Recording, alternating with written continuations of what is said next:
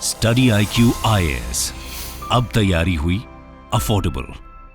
नमस्कार दोस्तों हिंदी में वो कहावत आपने सुनी होगी, यूं ही अचानक कहीं कुछ नहीं घटता। मतलब अगर कहीं पर कुछ भी हो रहा है उसके पीछे कुछ ना कुछ कारण तो रहा ही होगा, और स्पेशली ये बात जियो पॉलिटिक्स में तो काफ़ी ज़्यादा लागू होती है। तो देखिए यहाँ पर बांग्लादेश में जो भी कुछ हुआ है इसके पीछे कई सारे कारण ढूंढने की कोशिश की जा रही है। पीछे का मोटिव क्या हो सकता है, यहाँ पर चाइना का रोल, ISI का रोल, काफ़ी कुछ देखा जा रहा है। लेकिन जो एक बहुत इंपॉर्टेंट चीज़ है, और मैं देख रहा था कि आप में से भी बहुत से लोग मेरे प्रीवियस वीडियोस पर कमेंट कर रहे थे कि यूएस का क्या रोल हो सकता है, CIA का क्या रोल हो सकता है। मैं आपको बता दूं कि ये जो तख्ता पलट हुआ है शेख हसीना का, उसके जस्ट 1-2 महीने पहले अगर आप देखोगे तो शेख हसीना ने खुद यहां पर एक बहुत बड़े साजिश की बात कही थी। शेख हसीना ने एक बहुत बड़ा खुलासा भी किया था कि एक वेस्टर्न कंट्री के द्वारा कुछ ऑफर दिया गया था उनको, जिसको शेख हसीना ने कंप्लीटली रिजेक्ट कर दिया। और इसी के बारे में हम बात करेंगे कि वो ऑफर क्या था, क्या हुआ, इस सारे चीज़ों के बीच में बहुत कुछ जानने को आपको मिलेगा। चलिए आगे बढ़ते हैं, लेकिन उससे पहले मैं आप सबको ये बता दूं कि आप में से जो भी लोग 2025 की UPSC की तैयारी कर रहे हैं, हमारा जो नया बैच स्टार्ट हो रहा है 10 अगस्त से, उसको ज्वाइन कर सकते हैं। इसमें खास बात यह है कि मान लीजिए अगर आपका 2025 का सिर्फ प्रीलिम्स भी नहीं निकल पाता है, तो यहां पर क्या होगा कि आप एडवांस बैच में शिफ्ट करा दिए जाओगे, ताकि 2026 के लिए आपको और ज़्यादा स्पेसिफिक तरीके से प्रिपरेशन कराई जा सके। तो इसको ज्वाइन करने के लिए हमारे वेबसाइट ऐप पर जाइए, या फिर कमेंट सेक्शन में लिंक है और आपको यूज़ करना है ये कोड अंकित लाइव, ताकि आप मैक्सिमम डिस्काउंट ले सकें। और इसके अलावा अगर आप MCQs अटेम्प्ट करना चाहते हैं तो मेरे इंस्टा पेज पर जाइए, वहाँ पर स्टोरीज में जितने भी MCQs हैं उसको आप अटेम्प्ट कर पाएंगे। तो चलिए शुरुआत करते हैं, और सबसे पहले ये समझते हैं कि चल क्या रहा है। देखिए ये तो सब आपने देख ही लिया होगा, और इस तरह की लगातार तस्वीरें आ रही थी और काफ़ी दुख भी हो रहा था कि जिस तरीके से हमारे पड़ोसी देश में, बांग्लादेश के अंदर लोग सड़कों पर आ गए हैं। आप देखिए ये जो आप जगह देख रहे हो ना, ये बेसिकली शेख हसीना का जो पैलेस है जहाँ पर वो रहती थी, उसकी ये हालत है। तो यहाँ पर लगातार जो कोटा सिस्टम को लेकर प्रोटेस्ट स्टार्ट हुआ था वो बहुत बड़े हिंसा में बदल गया, और शेख हसीना को प्राइम मिनिस्टर के पद से हटा दिया गया, उनको देश छोड़कर भागना पड़ गया।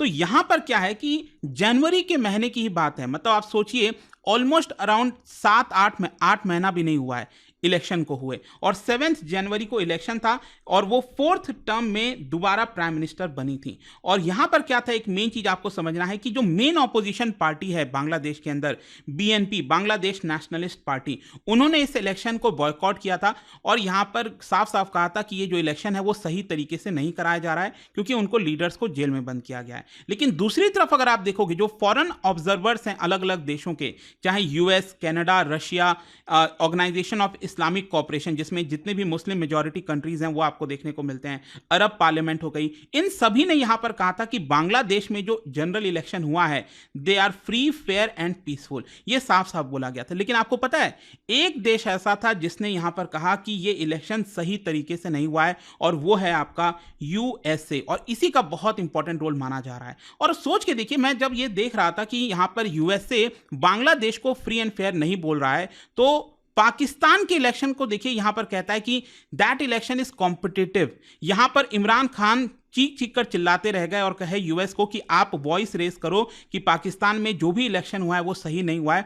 उस पर US का कोई बयान नहीं था। US का कहना था कि नहीं, वो तो कॉम्पिटिटिव जो एक तरह से इलेक्शन होता है उसी प्रकार से हुआ है, और US ने इसके ऊपर कुछ नहीं बोला। लेकिन वहीं बांग्लादेश के इलेक्शन को लेकर US लगातार यहां पर वॉइस रेस कर रहा था। दूसरी तरफ आप देख सकते हो यहां पर जो US है, अब उसका बहुत बड़ा रोल बताया जा रहा है इस पूरे तख्ता पलट के अंदर। मतलब शेख हसीना को जिस तरीके से हटाया गया है, अचानक से जिस तरह से हिंसा बढ़ी है, इसमें US का एक बहुत इंपॉर्टेंट रोल बताया जा रहा है। क्योंकि यहां पर जस्ट 2 महीने पहले की बात है, शेख हसीना जब पावर में आई, 7 जनवरी को जो इलेक्शन हुआ उसके कुछ ही महीने के बाद शेख हसीना ने एक बहुत ही शॉकिंग क्लेम किया था, और उन्होंने कहा था कि एक वाइट कंट्री से उनको एक ऑफर आया है। कहीं ना कहीं एक जो वाइट कंट्री है, वेस्टर्न पावर है, वो यहां पर कॉन्स्पिरेसी रच रही है। तो बेसिकली शेख हसीना का क्या क्लेम था मैं आपको पहले बताता हूं। एक्चुअली क्या है, शेख हसीना जब ये वापस से इलेक्शन जीती, 5th स्ट्रेट टर्म में जो इलेक्शन जीती, क्योंकि 2009 से वो प्राइम मिनिस्टर बनी हुई हैं, तो इलेक्शन के दौरान तो ऐसा उन्होंने कुछ नहीं बोला। लेकिन अभी जस्ट मई के महीने में देखिए उन्होंने क्या बोला। उन्होंने कहा कि जब ये इलेक्शन चल रहा था उसके जस्ट पहले, मतलब बांग्लादेश में ये जो इलेक्शन हुआ था इस साल की शुरुआत में, उसके पहले उनको एक ऑफर आया था, ऑफर आया था एक वेस्टर्न कंट्री से। ये ऑफर था कि अगर आप हमें अपने देश के अंदर एक एयर बेस बनाने का इजाजत देते हैं तो आपका इलेक्शन में जीतना तय है, आप आसानी से इलेक्शन जीत पाओगे। मैं फिर से कह रहा हूं, यहां पर शेख हसीना ने क्लेम किया था अभी जस्ट मई के महीने में, यह कहा था कि बांग्लादेश के अंदर अगर हम एक देश को, एक वेस्टर्न कंट्री को एयर बेस बनाने की इजाजत दे दें तो यहां पर इलेक्शन जो है वो बहुत सही तरीके से चलेगा और उसमें ऐसा कोई भी वॉइस रेज नहीं की जाएगी। तो यहां पर आप देख सकते हो कि बांग्लादेश की जो प्राइम मिनिस्टर है उनका कहना है, if I allowed a certain country to build an air base in Bangladesh then I would have had no problem. मुझे ऐसा कोई प्रॉब्लम नहीं होती अगर मैं ये एयर बेस बनाने देती। लेकिन एक चीज जो आपको ध्यान में रखनी है कि वो ये है कि शेख हसीना ने यहां पर किसी भी देश का नाम नहीं लिया था। उन्होंने बस ये कहा कि that offer came from a white man, मतलब वो एक वेस्टर्न कंट्री की बात कर रही थी। और इसी की वजह से यहां पर जो इशारा है वो यूएस की तरफ जा रहा था। उसका कारण मैं आपको आगे बताऊंगा। बहुत ही एक अच्छा एग्जाम्पल शेख हसीना ने दिया था जिससे आप डायरेक्टली रिलेट कर सकते हो कि वो यूएस की तरफ इशारा कर रही थी। साथ ही साथ उनका यह भी कहना था कि ये जो देश है ना, वो सिर्फ एक देश के अंदर एयरबेस बनाने की कोशिश नहीं कर रहा है, वो बहुत सारे देशों में ये चीज ट्राई कर रहा है। तो उनका कहना था कि मुझे पता है कि मेरे पार्टी को किस दौर से गुजरना पड़ेगा क्योंकि मैंने उनको मना कर दिया। There will be more trouble but don't worry about it. तो उन्होंने मई के महीने में ये साफ कह दिया था कि और ज्यादा परेशानी आएगी मुझे, बट आप चिंता मत करिए। खैर, यहां पर उनसे यह भी पूछा गया कि जब आपको ये ऑफर मिला तो आपका रिस्पॉन्स क्या था। तो देखिए, उन्होंने कहा, I have clearly said that I am the daughter of the father of the nation, Bangabandhu Sheikh Mujibur Rahman, जो फाउंडर माने जाते हैं, जिनकी मूर्ति तोड़ रहे थे बांग्लादेश के लोग अभी जस्ट 2 दिन पहले आपने देखा।